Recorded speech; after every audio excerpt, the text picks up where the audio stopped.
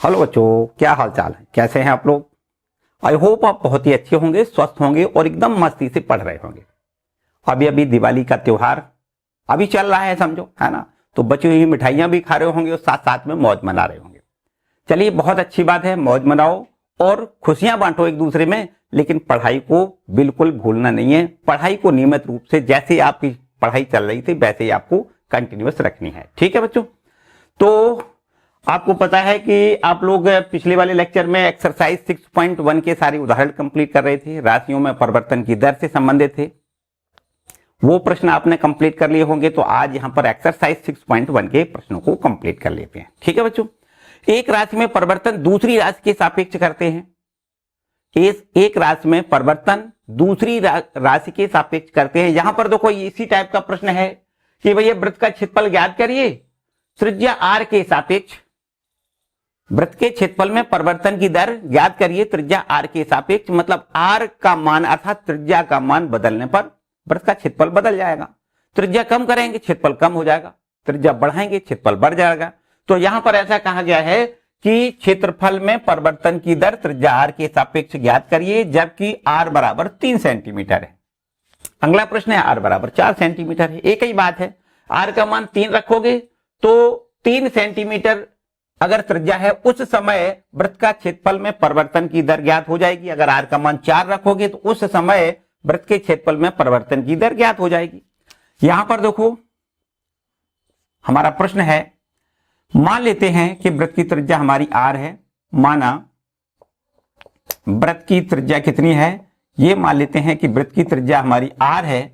तब हम बड़े आराम से कह सकते हैं कि वृत्त का जो क्षेत्रफल होगा कितना हो जाएगा। वृत्त का क्षेत्रफल अगर हम ए से डिनोट कर लें तो बच्चों पता है वृत्त का क्षेत्रफल क्या होता है, पाई आर स्क्वायर होता है। बिल्कुल सही बात है।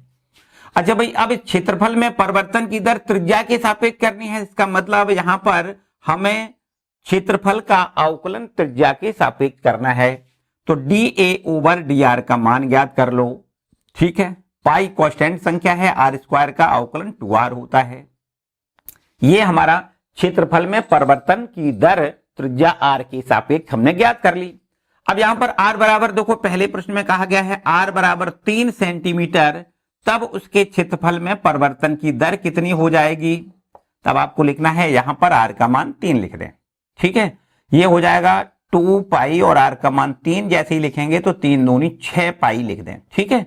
सेंटीमीटर स्क्वायर प्लस सेंटीमीटर, क्षेत्रफल का मात्रक बटे त्रिज्या का मात्रक, ठीक है। ये क्षेत्रफल का मात्रक क्या होता है, सेंटीमीटर स्क्वायर होता है, और त्रिज्या का मात्रक क्या होता है, सेंटीमीटर। तो इस तरीके से अगर आर बराबर 3 सेंटीमीटर है तो उसके क्षेत्रफल में परिवर्तन की दर 6 पाई सेंटीमीटर स्क्वायर प्रति सेंटीमीटर हो जाएगी। सिंपल सी बात है। उसी प्रकार से दूसरा भी प्रश्न आपको करना है। आर बराबर 4 सेंटीमीटर, तब उसके क्षेत्रफल में परिवर्तन की दर अर्थात डीए ओवर डी आर का मान कितना निकलेगा। यहां पर लिख देते हैं 2 पाई इंटू आर का मान 4 रख दें तो 4 दूनी 8 पाई लिख दें सेंटीमीटर स्क्वायर प्रति सेंटीमीटर। क्लियर है बच्चों, बात समझ में आई। सिंपल सा एक छोटा सा प्रश्न हमारे सामने है और उम्मीद करता हूं कि आपको ये समझ में आया होगा, ठीक है बच्चों। चलिए भाई दूसरे प्रश्न पर आते हैं। दूसरे प्रश्न में कहा गया है कि एक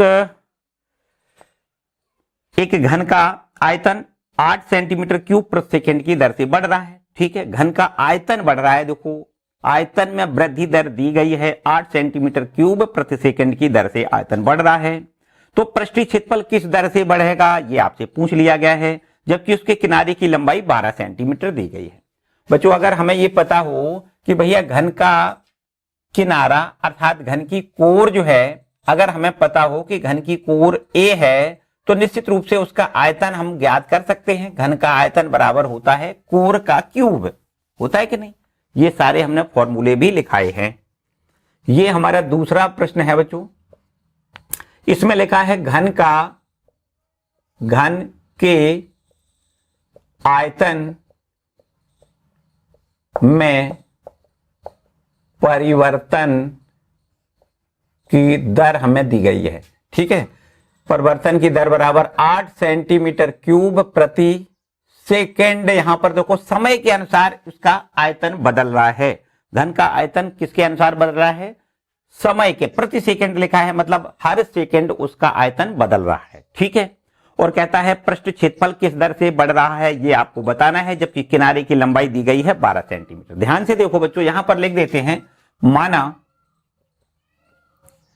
घन का किनारा, माना घन का किनारा ये लिख देते हैं a है। अगर घन का किनारा a है, सेंटीमीटर लिख दें। ठीक है, तो आप यहां पर बता सकते हो घन का आयतन कितना हो जाएगा। तो घन का आयतन बराबर, अगर आयतन को v से लिख लें, क्योंकि आयतन को अंग्रेजी में वॉल्यूम कहते हैं, तो आयतन v लिख लिया जाए तो घन का आयतन बराबर कोर का क्यूब होता है, किनारे का क्यूब होता है, a क्यूब है ना। घन का आयतन बराबर क्या लिख दें, a क्यूब। अब यहां पर देखो समय के रिस्पेक्ट में इसका अवकलन करें तो dv ओवर dt बराबर क्या हो जाएगा, ध्यान से देखो, v में परिवर्तन की दर समय के रिस्पेक्ट में दी गई है, तो dv ओवर dt बराबर लिखेंगे a क्यूब का अवकलन लिखेंगे 3a स्क्वायर इंटू में a का अवकलन dA ओवर dt लिखना है।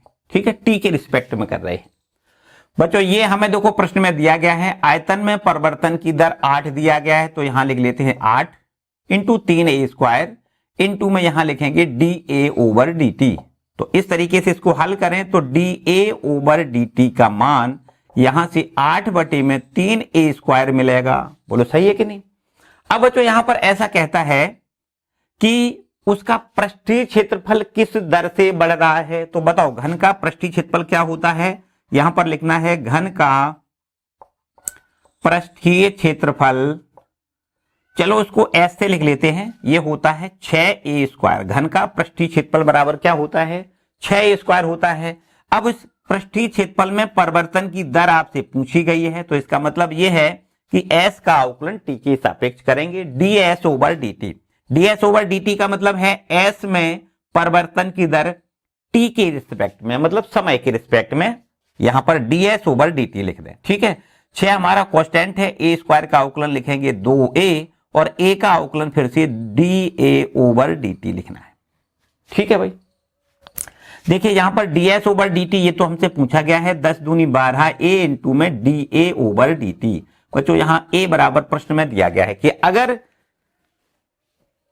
कोर अर्थात किनारे की लंबाई 12 सेंटीमीटर है, क्या दिया गया है, किनारे की लंबाई 12 सेंटीमीटर है, यहां लिख देते हैं दिया है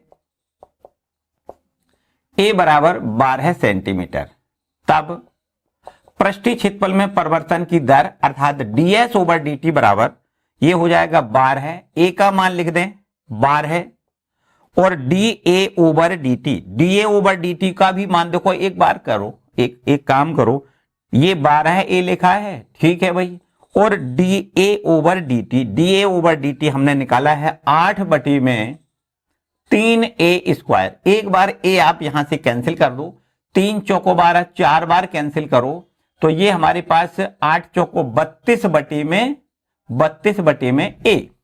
अब a बराबर आप 12 लिख दो तो ये हो जाएगा 32 बटे में, ये हो जाएगा 32 बटे में a के जगह 12 लिख दें, और यहां पर अब इसको कैंसिल करोगे, 4 8 32 और 4 या 12, तो इस तरीके से देखो 8 बटे 3 सेंटीमीटर स्क्वायर प्रति सेकंड की दर से उसका पृष्ठीय क्षेत्रफल बढ़ रहा है।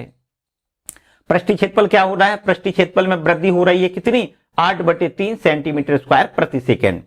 क्षेत्रफल का मात्रक हमेशा याद रखिए सेंटीमीटर स्क्वायर या मीटर स्क्वायर, जिसमें a मतलब जिसमें भुजाएं दी गई हों, ठीक है, और प्रति सेकंड का मतलब t के रिस्पेक्ट में अवकलन किया है, तो प्रति सेकंड इसमें जो परिवर्तन हो रहा है वो कितना हो रहा है, 8 बटे 3 सेंटीमीटर स्क्वायर प्रति सेकंड की दर से ये हमारा पृष्ठीय क्षेत्रफल बढ़ रहा है।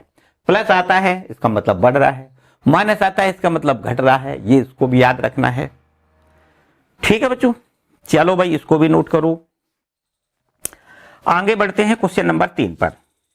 एक वृत्त की त्रिज्या समान रूप से 3 सेंटीमीटर प्रति सेकंड की दर से बढ़ रही है। वृत्त की त्रिज्या 3 सेंटीमीटर प्रति सेकंड की दर से बढ़ रही है। त्रिज्या में वृद्धि की दर और प्रति सेकंड का मतलब समय के रिस्पेक्ट में, सीधी बात है ना, मतलब dr ओवर dt का मान दिया गया है। बस पहचानो कि हमें क्या क्या दिया गया है और क्या पूछा गया है। आगे कहता है ज्ञात करिए कि वृत्त के पृष्ठीय वृत्त का क्षेत्रफल किस दर से बढ़ रहा है, वृत्त का क्षेत्रफल किस दर से बढ़ रहा है ये बताइए, जबकि त्रिज्या 10 सेंटीमीटर है। ठीक है बच्चों, इसको जल्दी से नोट करो।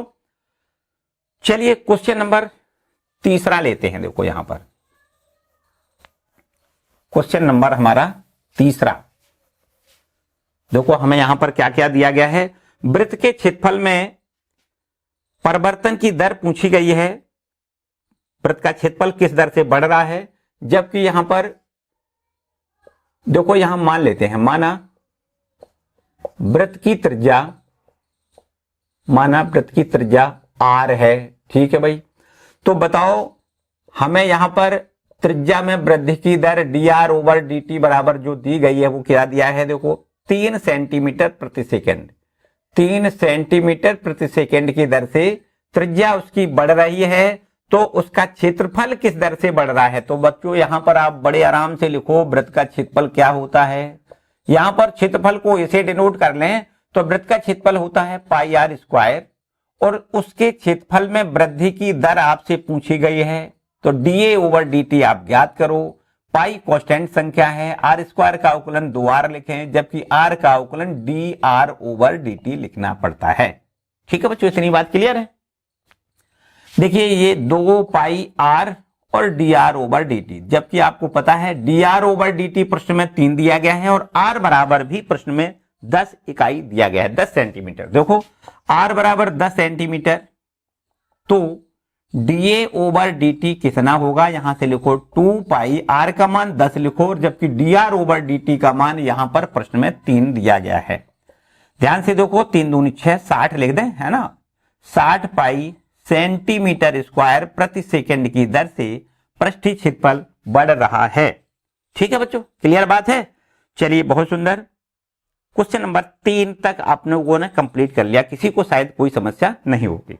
आगे बढ़ते हैं क्वेश्चन नंबर 4 पर। क्वेश्चन नंबर 4 है, एक परिवर्तनशील घन का किनारा 3 सेंटीमीटर प्रति सेकंड की दर से बढ़ रहा है।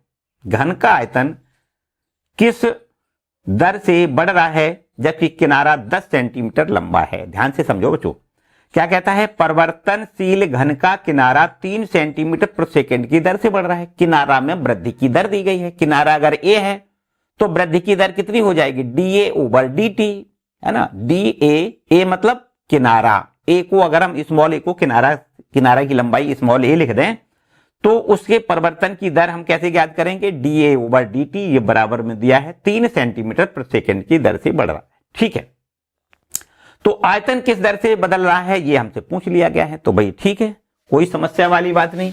क्वेश्चन नंबर हमारा है ये चौथा। देखिए ध्यान से देखो, चौथा प्रश्न है और दिया गया है परिवर्तनशील घन का किनारा 3 सेंटी। देखो मान लेते हैं, माना घन का किनारा मान लेते हैं a इकाई दिया गया है। ठीक है, सेंटीमीटर है तो सेंटीमीटर में लिख देते हैं। ठीक है बिल्कुल, और यहां पर घन के किनारे में जो वृद्धि दर है वो हमें दी गई है, दिया है dA/dt, और ये बराबर कितना दिया गया है, 3 सेंटीमीटर प्रति सेकंड की दर से उसका किनारा बढ़ रहा है। बताओ आयतन किस दर से, तो बच्चों यहां पर आपको पता है घन का जो आयतन होता है, आयतन को v से डिनोट करते हैं, और घन का आयतन होता है a का क्यूब, किनारे का क्यूब। ठीक है, अब उसमें परिवर्तन की दर अर्थात dB/dt ज्ञात करनी है।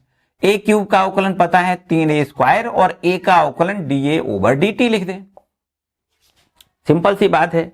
अब उसके आयतन में परिवर्तन की दर आपसे पूछी गई है, जबकि यहां पर ऐसा लिखा हुआ है किनारा 10 सेंटीमीटर लंबाई का है। क्या लिखा है, किनारा 10 सेंटीमीटर लंबाई का है। तो किनारा मतलब यहां पर a का मान 10 लिख दें, a बराबर 10 सेंटीमीटर, तो उसके आयतन में परिवर्तन की दर 3, a का मान 10 लिख दें, 10 का स्क्वायर इंटू में dA/dt को 3 लिखेंगे।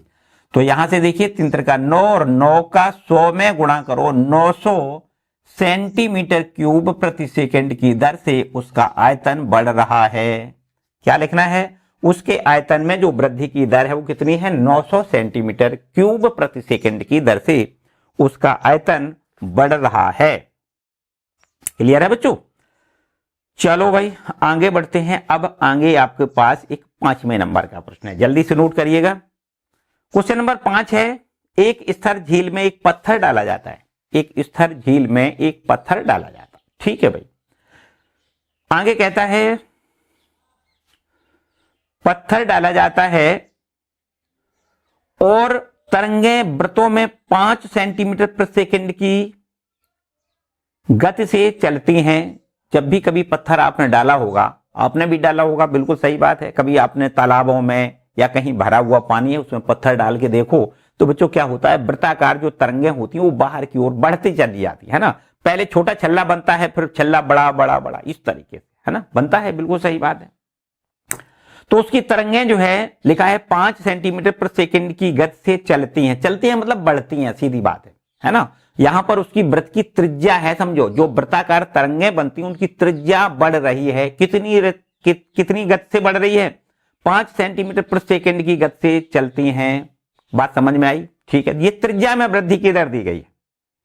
आगे कहता है जब वृत्ताकार तरंग की त्रिज्या 8 सेंटीमीटर है तो उस क्षण घेरा हुआ क्षेत्रफल किस दर से बढ़ रहा है? जब त्रिज्या कितनी है? 8 सेंटीमीटर, तो उस 8 सेंटीमीटर जब त्रिज्या होगी तो उसका क्षेत्रफल किस दर से बढ़ रहा है, ये आपसे पूछ लिया गया है। सिंपल सी बात है। देखो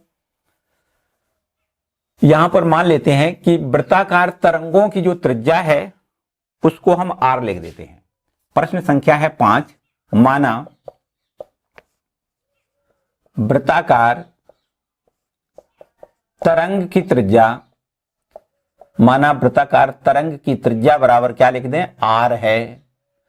तो आप यहां पर लिख सकते हो तब वृत्ताकार तरंग का क्षेत्रफल कितना होगा? वृत्ताकार तरंग का क्षेत्रफल कितना लिखोगे आप? क्षेत्रफल को हम a से लिखते हैं, बिल्कुल सही बात है, और वृत्त का क्षेत्रफल होता है पाई r स्क्वायर, बिल्कुल ठीक है। अब प्रश्न हमारा यह है, हमें पहले तो दिया गया है कि वृत्तों में 5 सेंटीमीटर प्रति सेकंड की गति से ये तरंगे चल रही हैं। तो यहां पर हम ऐसा लिख दें, चूंकि दिया गया है, यहां लिखो चूंकि दिया है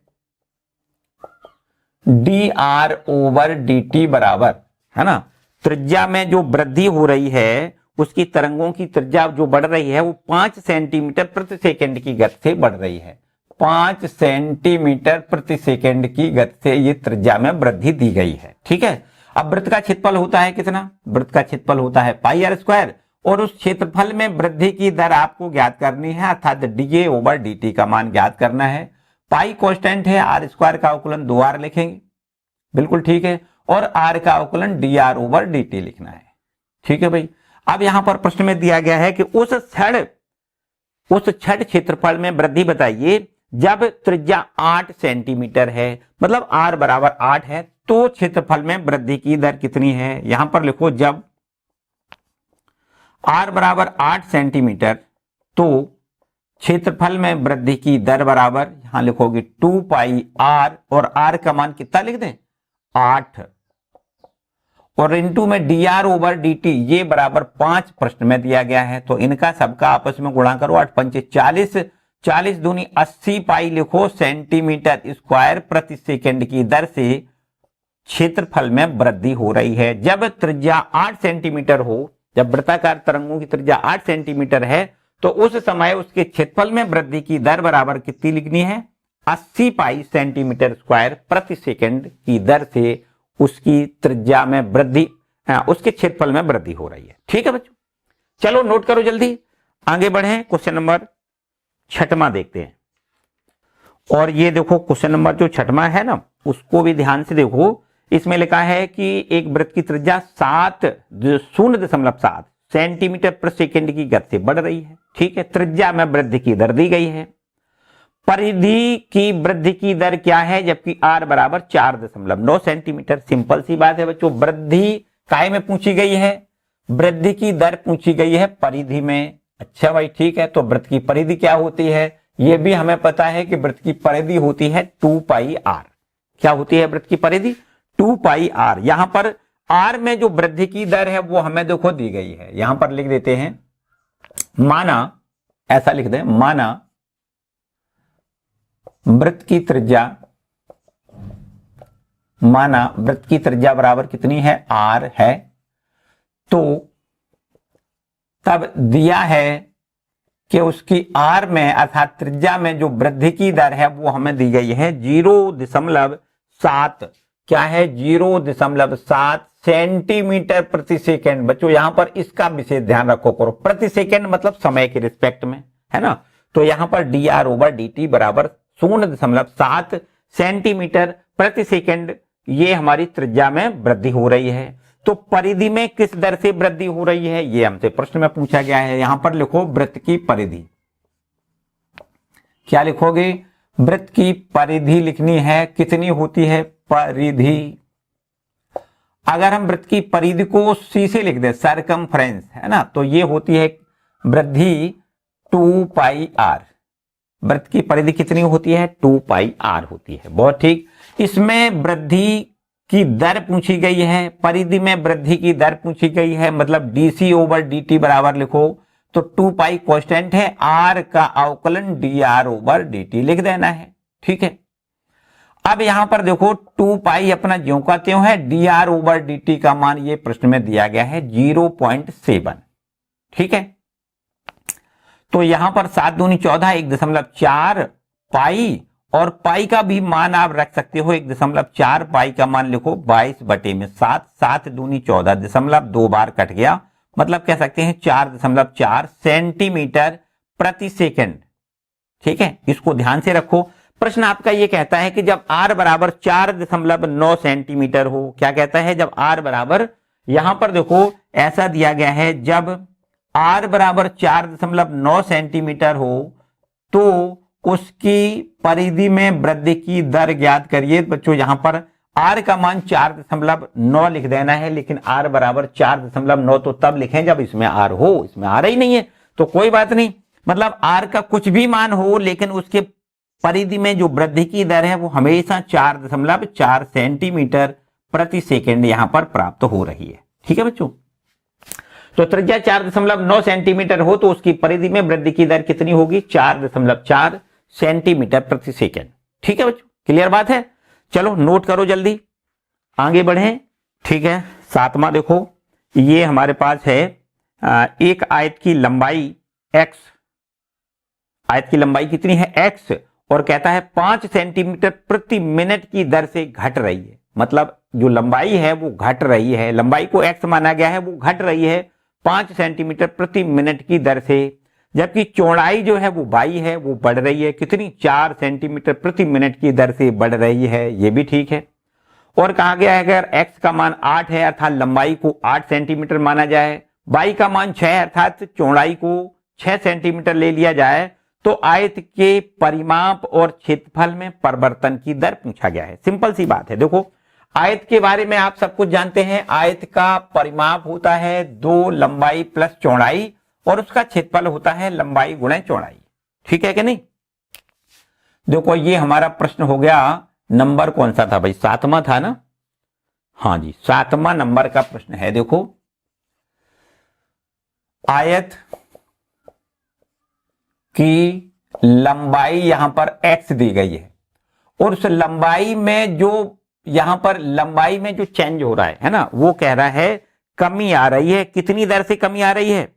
यहां पर लंबाई में कमी 5 सेंटीमीटर प्रति मिनट की दर से घट रहा है। लंबाई में घट रहा है, लंबाई उसकी घट रही है, dx/dt लिख दें, वो दिया गया है 5 सेंटीमीटर प्रति मिनट। देखो ध्यान से, और कहता है घट रही है, इसका मतलब माइनस में लिखना है। कभी भी याद रखो, है ना, घट रही है इसका मतलब माइनस, और बढ़ती है तो प्लस में, है ना। तो यहां पर जो लंबाई है वो घट रही है, किस दर से घट रही है? 5 सेंटीमीटर प्रति मिनट की दर से लंबाई में कमी आ रही है, घट रही है। तथा यहां पर लिखो चौड़ाई, चौड़ाई यहां पर y प्रश्न में कहा गया है, तो इसमें वृद्धि हो रही है, dy/dt लिख लें। कितनी दर से हो रही है? 4 सेंटीमीटर प्रति मिनट की दर से चौड़ाई बढ़ रही है। अगर बढ़ रही है तो इसको प्लस में लिखना है, घट रही है तो इसको माइनस में लिखना है। ठीक है, अच्छा भाई ठीक है। अब आयत का परिमाप बताओ कितना होता है? तो यहां पर लिखना है आयत का परिमाप, आयत का परिमाप, और परिमाप को यहां पर चलो ऐसे लिख देते हैं, परिमाप बराबर होता है 2 लंबाई प्लस चौड़ाई। बोलो होता है कि नहीं? हाँ बिल्कुल सही है। परिमाप s बराबर 2 लंबाई को x है माना गया है और चौड़ाई को y माना नहीं बल्कि दिया गया है, प्रश्न में ही दिया गया है। तो यहां पर उसमें जो चेंज हुआ है उसको कैसे लिखोगे, है ना। परिमाप में वृद्धि दर हमसे पूछी गई है या कमी या वृद्धि जो भी हो रही है वो हमसे पूछी गई है कि परिमाप किस दर से बदल रहा है। तो आपको लिखना है ds ओवर dt बराबर 2 अपना कांस्टेंट है, s का अवकलन t के रिस्पेक्ट में dx ओवर dt लिखना है, प्लस y का भी अवकलन t के रिस्पेक्ट में dy ओवर dt लिखना है। 2 dx ओवर dt देखो यहां पर दिया गया है dx over dt -5 plus dy over dt ये दिया गया है 4, ठीक है। और यहां से आप ध्यान से देखो माइनस का 1 मिलेगा, -1 में 2 से गुणा करो तो माइनस का 2। हम यहां कह सकते हैं कि उसकी जो परिमाप है वो घट रही है। किस दर से घट रही है, आपको यहां पर लिखना है परिमाप आयत का जो परिमाप है वो 2 सेंटीमीटर प्रति मिनट की दर से घट रहा है। घट क्यों रहा है, यहां पर ये देखो माइनस में आया ना, माइनस में कभी अगर आता है तो इसका मतलब घटना है, प्रदर्शित कर रहा है ये, और प्लस में आता है इसका मतलब बढ़ना प्रदर्शित होता है। तो यहां पर आपको लिखना है परिमाप 2 सेंटीमीटर प्रति मिनट की दर से घट रहा है। अच्छा भाई ठीक है, क्षेत्रफल बताओ। तो यहां पर आपको लिखना है आयत का क्षेत्रफल। क्षेत्रफल को ए से लिख लिया जाए तो आयत का क्षेत्रफल बराबर होता है लंबाई गुणे चौड़ाई, मतलब x गुणे y हो जाएगा। अब इसमें परिवर्तन कैसे ज्ञात करोगे, देखो dA ओवर dt, t के रिस्पेक्ट में इसका अवकलन करें। यहां 2 फलन है तो आपको गुणनफल वाला फॉर्मूला लगाना है। क्या होता है भाई, होता है फर्स्ट फलन ज्यों का त्यों सेकंड का लिखते हैं अवकलन, और फिर इसके बाद में प्लस का निशान लगाते हैं, सेकंड ज्यों का त्यों लिखते हैं, तब हम फर्स्ट का अवकलन करते हैं, ठीक है। तो x और y हमें प्रश्न में देखो दिया गया है, जब x का मान कितना है y का मान कितना है, ये हमारा प्रश्न में दिया गया है कि जब x 8 सेंटीमीटर y 6 सेंटीमीटर, तो x को क्या लिखना है 8, यहां लिख देते हैं जब x का मान 8 सेंटीमीटर और y का मान 6 सेंटीमीटर हो तो उसके क्षेत्रफल में परिवर्तन की दर पूछी गई है। देखो x को तो 8 लिखना है, dy ओवर dt और dy ओवर dt को क्या लिखना है 4, प्लस यहां पर देखो ये हमारे पास y का मान 6 दिया गया है, जबकि dx ओवर dt का मान यहां पर माइनस का 5 है, ठीक है। और ध्यान से देखो 8 चौको 32 और माइनस का 6 पंचे 30 हो जाएगा, माइनस प्लस ये माइनस हो जाएगा, 6 पंचे 30, 32 में से 30 घटाओ प्लस का 2, मतलब देखो प्लस बच रहा है, इसका मतलब ये प्लस में वैल्यू आई, इसका मतलब उसका जो क्षेत्रफल है वो बढ़ रहा है। आपको यहां लिखना है अतः आयत का क्षेत्रफल क्या लिखना है 2 सेंटीमीटर प्रति मिनट, 2 सेंटीमीटर स्क्वायर प्रति मिनट की दर से बढ़ रहा है, ठीक है। प्लस में आ रहा है इसका मतलब बढ़ रहा है, माइनस में आता है इसका मतलब घट रहा है। तो ये भी आपका देखो कंप्लीट हो रहा है, समझ में आ गया होगा। किसी प्रकार की कोई समस्या वाले प्रश्न नहीं है, आसान से प्रश्न है। चलिए नोट करो इसको, आगे बढ़ते हैं क्वेश्चन नंबर 8 पर, ठीक है बच्चों, जल्दी से करिए। 8वां प्रश्न देखो, यहां पर लिखा है एक गुब्बारा जो सदैव गोलाकार रहता है। गुब्बारा कैसा है, गोलाकार, मतलब गोल एक आकार का है, ऐसा नहीं है कि उसको फुलाने पर लंबा सा हो रहा है, नहीं बिल्कुल नहीं। कैसा है, बिल्कुल गोलाकार है। मान लिया हमने भाई गोलाकार है। कहता है एक पंप द्वारा 900 सेंटीमीटर क्यूब गैस प्रति सेकंड भरकर उसको फुलाया जा रहा है, मतलब उसके आयतन में समझो परिवर्तन हो रहा है। 1 सेकंड में 900 सेंटीमीटर क्यूब उसमें हवा जा रही है, गैस जा रही है, ठीक है। 1 सेकंड में कितनी जा रही है, 900 सेंटीमीटर क्यूब, उसका आयतन समझो बढ़ रहा है, मतलब कह सकते हैं गुब्बारे के आयतन में वृद्धि दर दी गई है। इसके बाद गुब्बारे की त्रिज्या में परिवर्तन की दर पूछी गई है, जबकि त्रिज्या कितनी है 5 सेंटीमीटर। देखो ध्यान से, इसको रब कर लो भैया। देखो मान लेते हैं गुब्बारे की त्रिज्या r है, यह है हमारा क्वेश्चन नंबर 8। मान लेते हैं, माना गोलाकार गुब्बारा की त्रिज्या मान लेते हैं, गोलाकार गुब्बारे की त्रिज्या बराबर कितनी मान लें, आर लिख देते हैं। ठीक है, अच्छा भाई, तो गुब्बारे का आयतन कितना हो जाएगा। अच्छा, यहां पहले ये लिख लेते हैं, जो हमें दिया गया है वो लिख लेते हैं। दिया गया है गुब्बारे के आयतन में जो वृद्धि दर है वो दी गई है 900 सेंटीमीटर क्यूब प्रति सेकेंड। एक सेकेंड में 900 सेंटीमीटर क्यूब गैस भरकर उसको फुलाया जा रहा है, मतलब उसके आयतन में परिवर्तन किया जा रहा है। डीवी ओवर डीटी बराबर 900 सेंटीमीटर क्यूब प्रति सेकेंड हमें दिया गया है। ठीक है, अच्छा बताओ गुब्बारे का आयतन कितना होता है। यहां पर लिखो गोलाकार गुब्बारे का आयतन, गोलाकार गुब्बारे का आयतन।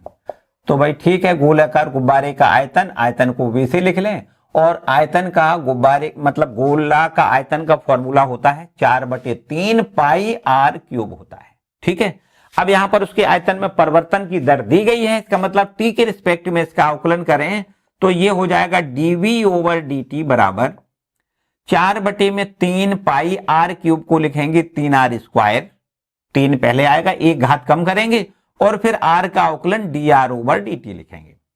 ठीक है, यहां पर देखो डीवी ओवर डी बराबर 900 दिया गया है, लिख देते हैं 900 बराबर में 3 यहां कैंसिल करो तो 4 पाई लिखो आर का स्क्वायर इंटू में D R over D T, और इस तरीके से देखो पक्षांतर करो तो D R over D T का मान यहां से हमें मिलेगा 900/4 पाई आर स्क्वायर।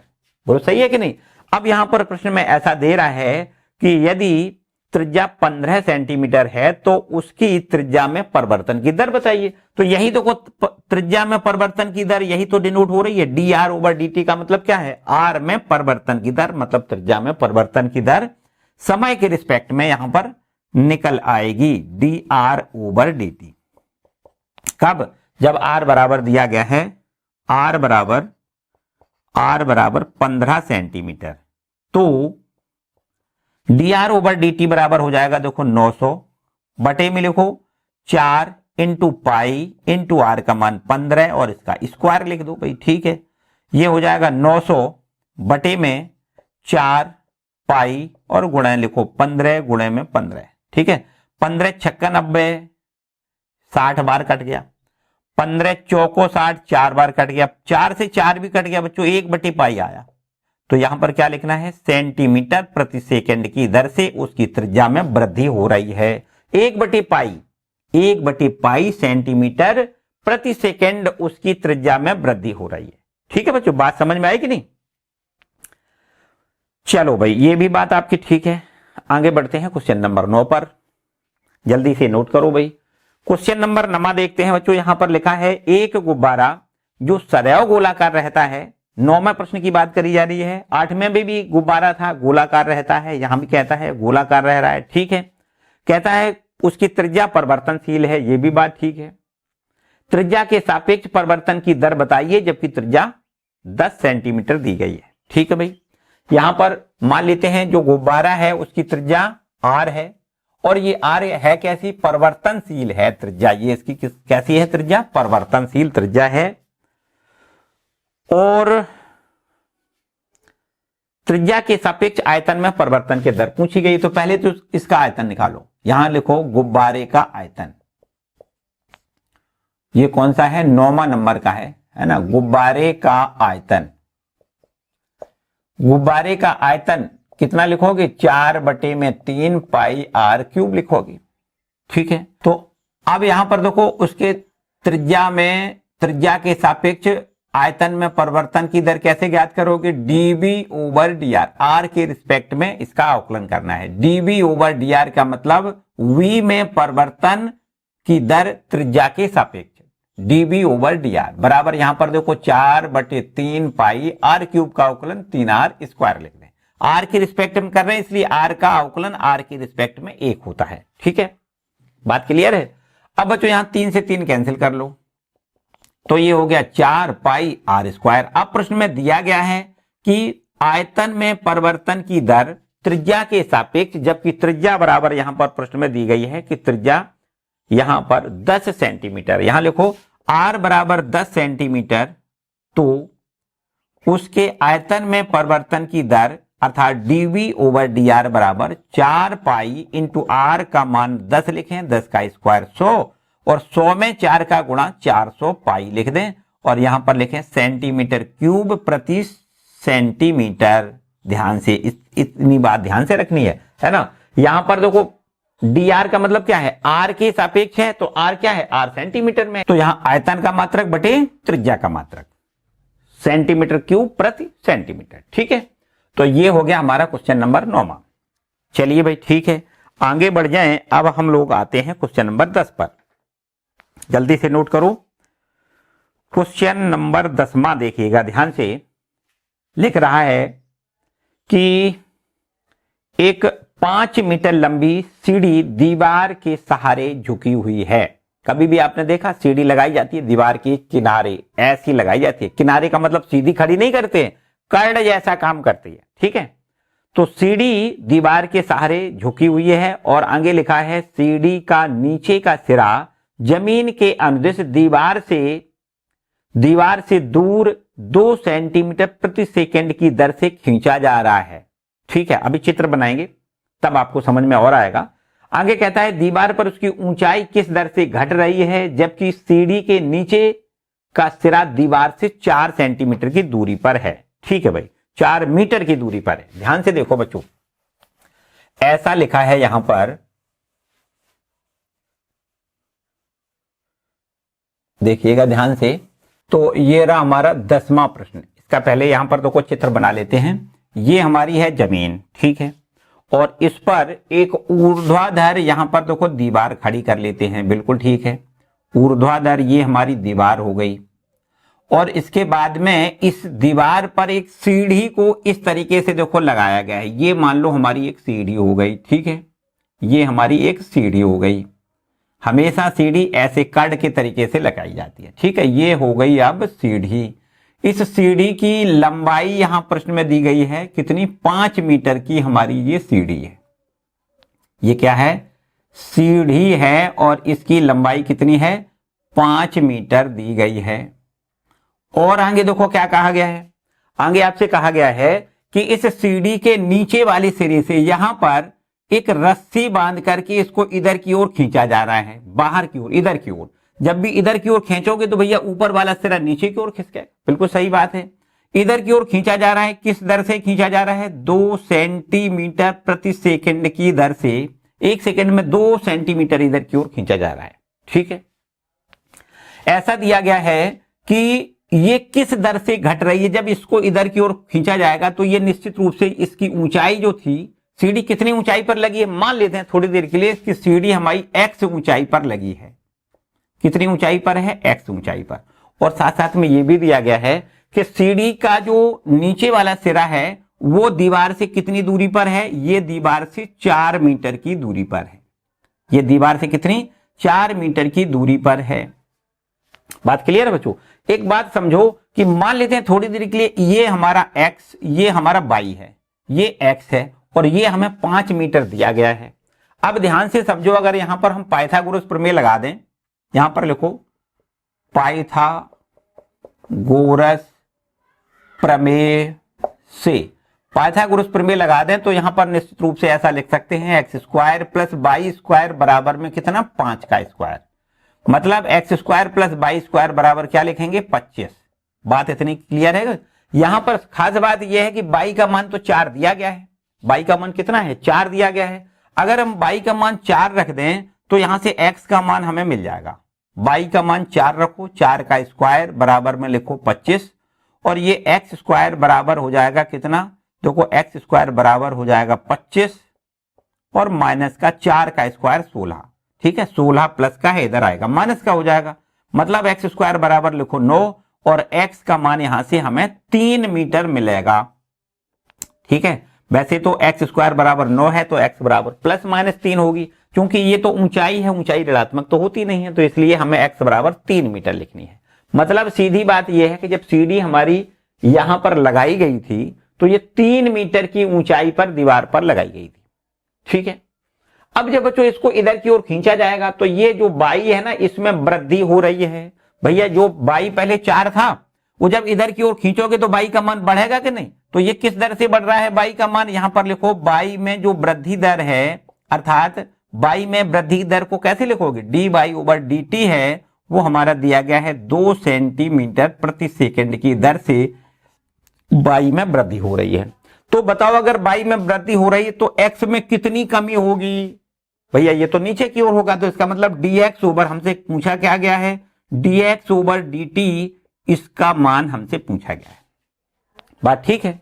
यहां पर देखो जो हमारा इक्वेशन पहला है ना, इसका हम x के t के रिस्पेक्ट में अवकलन कर देते हैं। इसको लिखना है, देखो एक्स स्क्वायर का अवकलन कितना लिख दें? 2x लिख दें। ठीक है, एक्स स्क्वायर का अवकलन 2x और x का अवकलन dx over dt plus by square का अवकलन 2y लिखो और फिर बाई का अवकलन dy ओवर dt लिखो और 25 का अवकलन तो 0 हो जाएगा, इसमें तो कोई समस्या नहीं। 2 से भाग कर दें तो ये हो जाएगा x into D X over D T plus Y into D Y over D T और यहां बराबर 0। अब बच्चों x और y के मान देखो प्रश्न में दिए गए हैं। x बराबर यहां पर लिखोगे कितना? 3 मीटर, लेकिन जो वृद्धि दर है वो सेंटीमीटर में दी गई है। तो चलो x का मान 3 मीटर को हम 300 सेंटीमीटर लिख ले, 100 का गुणा कर दें, मतलब x बराबर लिखो 3 मीटर या 300 सेंटीमीटर तथा y बराबर यहां पर कितना है? 4 मीटर या फिर इसको लिखें 400 सेंटीमीटर। ठीक है, तो अब इन मानों को यहां पर रखो, x के जगह पर लिखेंगे 300, dx over dt, dx over dt यही हमें ज्ञात करना है, dx over dt plus y को क्या लिखेंगे? 400 और dy ओवर dt ये हमें देखो दिया गया है 2 और बराबर लिख दो 0। ये देखो dy ओवर dt बराबर 2 सेंटीमीटर प्रति सेकंड की दर से खींचा जा रहा है, x के y के मान में वृद्धि हो रही है। ठीक है, अब यहां से dx ओवर dt ज्ञात कर सकते हो। यहां पर आप क्या कर सकते हो? dx ओवर dt, 4 दूनी 8, 800 इधर जाएगा, यहां पर लिखो 300 इंटू में dx ओवर dt और बराबर माइनस का इधर लिखोगे कितना? 4 दूनी 800, 300 से भाग करोगे dx ओवर dt बराबर माइनस में लिखो 800 बटे में लिख दो 300, ये हमारा 0 0 कैंसिल, माइनस का 8 बटे 3। इसका क्या मतलब है? इसका मतलब है कि जो x में कमी हो रही है 8 बटे 3 सेंटीमीटर प्रति सेकंड की दर से, क्या लिखना है? सेंटीमीटर प्रति सेकंड की दर से उसकी x मतलब ऊंचाई में कमी हो रही है। तो यहां पर आपको फाइनल आंसर में यही लिखना है, x के मान में कमी या ऊंचाई लिख दें, है ना? क्या लिखें? ऊंचाई में कमी 8 बटे 3 सेंटीमीटर प्रति सेकंड की दर से ऊंचाई में कमी हो रही है, ऊंचाई में कमी हो रही है, ये हमारा फाइनल आंसर है। ठीक है बच्चों, यही हमसे पूछा गया था कि इस x के मतलब इस ऊंचाई में किस दर से ऊंचाई उसकी घट रही है। तो ऊंचाई किस दर से घट रही है? भाई यहां पर माइनस आया इसका मतलब घट रही है, अगर प्लस में आता तो इसका मतलब बढ़ रही है। और ये तो स्वाभाविक सी बात है, दिखाई भी दे रहा होगा कि अगर भैया x इधर को देखो जब खींचा जाएगा तो ये नीचे वाला सिरा नीचे की ओर आएगा, है ना? ऊपर वाला जो सिरा है वो कहां आएगा? नीचे की ओर आएगा, मतलब उसकी x के मान में कमी हो रही होगी। वो किस दर से हो रही है? 8 बटे 3 सेंटीमीटर प्रति सेकंड की दर से उसकी ऊंचाई में कमी हो रही है। ठीक है बच्चों, चलिए आज के लिए फिलहाल इतना ही रखते हैं। यहां तक किसी को कोई समस्या नहीं? अगर कोई समस्या है तो कमेंट सेक्शन में जरूर लिखें। ठीक है, अगले शेष जो बचे हुए प्रश्न है ना, उनको हम अगले वाले लेक्चर में कंप्लीट कर लेंगे बड़े आराम से, कोई समस्या नहीं। ठीक है, और अगर यहां पर किसी प्रकार की कोई समस्या नहीं लगी है तो भी हमें कमेंट करके जरूर बताइएगा। ठीक है बच्चों, और चलिए बस आज के लिए इतना ही रखते हैं। तो अपना सेहत का जरूर ख्याल रखिएगा, अच्छे से पढ़िएगा, है ना? थोड़ी ठंड लग के सीजन चल रहा है तो उसके भी आपको बच के रहना है। ठीक है बच्चों, और अगर वीडियो को लाइक नहीं किया है तो जरूर करें, चैनल पर नए आए हैं तो चैनल को सब्सक्राइब कर लें। ठीक है, मिलते हैं अगले वीडियो में, तब तक खुश रहें, मस्त रहें और पढ़ते जरूर रहें। All the best.